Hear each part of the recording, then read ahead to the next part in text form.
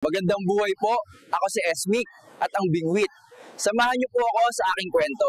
Maraming salamat. Isimula na ang kwento. Ang pamagat ay Priet-ay Piad, ang pagbagsak at ang natagpuan. Esmic at ang mahiwagang kawayan na Bingwit, Kabanata 1. Ang pagbagsak at ang natagpuan Tacloban, isang lugar sa Visayas, isang payak na lalawigan na niyayakap ng makakapal na kagubatan at ng maalong dagat. Mabagal ang ikot ng buhay dito. Kumakaskas ang mga bangka sa alon, nagkakaingayan ang mga manok sa malalayong bakuran, at dala ng maalat na hangin ang amoy ng pakikibaka at pag-asa. Sa isang munting bahay, kubo malapit sa dalampasigan, naninirahan si Esmic, isang 20 anyos na mangingisdang may magagaspang na palad, sunog sa araw ang pisngi at pusong mas masagana pa kaysa sa kanyang bulsa. Ang kanyang pamilya, sina Nanay Ima, Tatay Ita, at ang 2 nakababatang kapatid na sina Lucia at Nida, ay umaasa sa dagat, araw-araw na inihahagis ang kanilang mga pangarap sa alon. Mahilig si Esmic mangisda, hindi lang ito paraan ng kabuhayan, kung hindi ay koneksyon niya ito sa mundo. Kahit hindi siya marunong lumangoy, tumutulong pa rin siya sa paraang kaya niya. Mula sa pampang o kaya'y sumasama sa mga bangka ng kapitbahay kapag may pwesto. Isang umaga, puno na ang mga karaniwang pwesto sa bangka at nagsialisan na ang mga ito. Kaya't bitbit ang kanyang bingwit at determinasyon sa puso, naglakad si Esmic patungo sa mga bangin sa silangan ng baryo.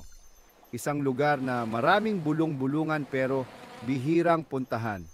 Matatalim ang mga bato, delikado ang agos sa ibaba at iniiwasan ito ng mga mangingisda. Pero hindi si Esmic, kahit hindi pa siya nagagawi dito, ay magbabakasakali siya. Maingat siyang bumaba sa batuhang daan, tumutulo ang pawis sa kanyang noo habang madulas ang tsinelas sa batong may lumot hanggang sa crack, nadulas ang paa niya. Aray! Gumulong si Esmic pababa sa matarik na dalisdis, bumagsak sa batuhang baybayin. Kumalat ang alikabok habang dahan-dahan siyang bumangon. Pinunasan ang mga gasgas sa siko at naramdaman ang hapdi sa tuhod. Ang kanyang bingwit na bali sa gitna. Naiinis siyang umupo sa lilim ng isang nakatagilid na puno ng niyog. Nakasandal sa ugat nito habang nagpapahinga. Ay naku! Sayang ang oras ko ngayon, mahinang sabi niya, dismayado. Habang nagpapahinga, nadama ng kanyang palad ang isang bagay sa ilalim ng buhangin. Mahaba, makinis, nagusisa siya. Humukay ng kaunti at tumambad ang isang mahabang kawayan, kalahating nakabaon sa tabi ng puno. Mukhang luma at may kakaibang kulay. Mas madilim kaysa sa karaniwang kawayan. Pinagmasdan ito ni Esmic ng may alinlangan. Mas okay na ito kaysa wala.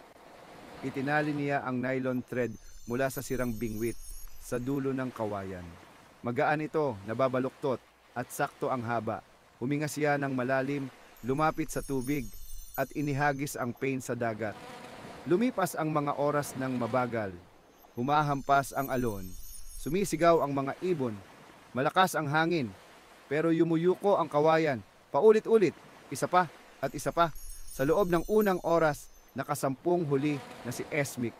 Matataba, makinang at malalakas na isda. Nanlaki ang mata niya. Grabe, ano to? Sa lahat ng taon niyang nangingisda, kahit sa magagandang araw, 3 lang ang nahuhuli niya mula sa pampang. Sa lugar na ito, halos walang nahuhuli ang mga tao. Pero ngayon, 10 isda sa isang oras. Tiningnan niya ang kawayan.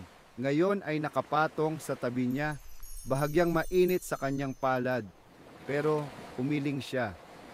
Siguro sinwerte lang ako ngayon. Meron na akong bagong spot. Ngumiti siya ng malapad. Isinilid ang mga isda sa kanyang lumang basket. Pusong busog, sikmurang kumakalam. Hindi na niya inisip na kunin muli ang kawayan. Iniwan niya ito sa ilalim ng puno ng nyog kung saan niya ito natagpuan. Sa isip niya, Pansamantala lang naman iyon. 'Di ba? Umuwi siyang bitbit ang sirang bingwit, pero magaan ang pakiramdam. Gabing iyon nagsalo ang pamilya sa sariwang huli. Tuwang-tuwa sina Lucia at Nida habang kumakain ng pritong isda. Palakpak ng palakpak si Nanay Ima sa tuwa. Aba Esmik, ikaw ang swerte ng pamilya ngayon, ani Nanay, habang pinapahiran ng haplas ang sugat niya. Pero si Esmik nakahiga na sa banig, pagod ang katawan at gulo ang isipan, hindi mapigilang balikan ang tagpo. Ang kawayan, ang mga isda, ang sobrang dali ng lahat. Pero ayaw niyang umasang sobra. Sa labas, marahang humahaplos ang alon sa dalampasigan. Sa ilalim ng puno sa bangin, tahimik na nakatayo ang kawayan. Naghihintay